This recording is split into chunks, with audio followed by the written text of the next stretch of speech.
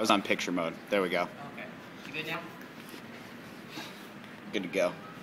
Okay, cool. So, I'm going to go into a little bit of some stuff I've been playing with this one knee up position lately, rather than kind of the traditional inside de la Riva and rather than the traditional outside de la Riva. The traditional inside would be coming through, diving through the back, climbing for the back that way. Now, I absolutely adore that transition. If I could take the back every single time, I always would. But when their hip is lower and when they know that technique pretty well after you've done it a bunch of times, or they've seen you attempt it, they're not going to let it happen. And similarly to the outside, of course, if I could, I would come through, boom. If it's no-gi, I'm going to cup the hip, transition this hook down behind, boom, and I scoop my hips, and now I can start pulling it back in and fighting for the back from here. Again, it's no-gi, and if they're used to that transition, they're not going to let it happen. If they let me get it, I'll go for it. If not, I got to have other stuff. So I've been using like inversion a lot when the hips are really low and I can't fill this space to turn into transitions where I knock the opponent over and still get my sweep. So if I'm here with Josh, for example, I think I kind of got inspired by this by something Cobrini did in the 09 Abu Dhabi, and I always thought it was cool, so I'm going to give him the credit on this one. But as I'm here, I'll make my setup however I do. It's no-gi. I usually like to slide in and grab onto this knee, which lets me rotate. Now, this hand is where it needs to be.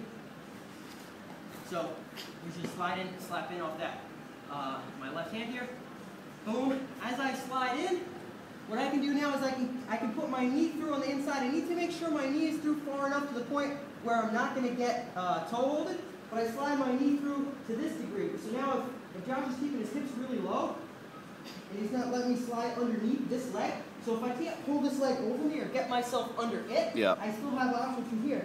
I'm going to use kind of my shin in this position. I'm going to use my foot on this hip, and I'm going to aim to knock Josh over onto his other hip. So I'm here, I'm struggling. I'm going to knock him back onto this hip, at which point I maintain control of this foot. So we end up in this scramble. Now there's a lot of ways for this to potentially go really, really bad for both of us, but the way I usually prefer to get out of here is I'll make a back step with my left leg. So I maintain really tight control of his foot here. I'm going to make a back step with my left leg, and now I'm going to end up being the person that comes up on top as soon as I get my lift. All right, I see. Okay.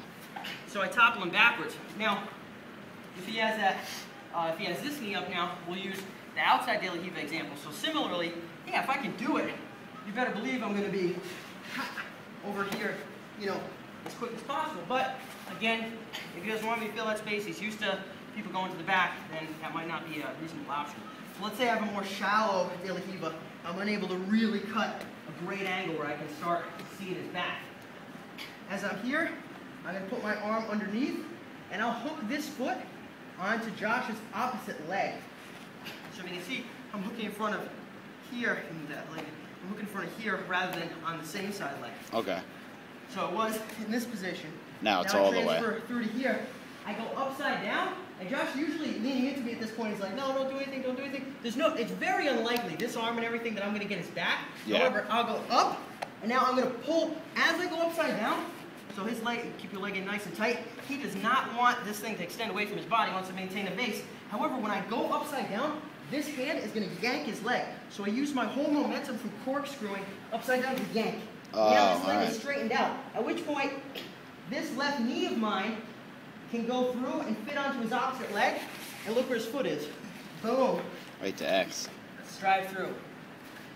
Again, in terms of giving credit, all the de la Riva stuff, there's always somebody who's done it before me, and a variation very much like that, I picked up from Renan Borges, so I'm going to give the credit to Renan. But from plucking through tournament matches, adding my own little kind of flares and figuring out what works and doesn't work, that's been some cool de la Riva stuff for me, so hopefully you like it.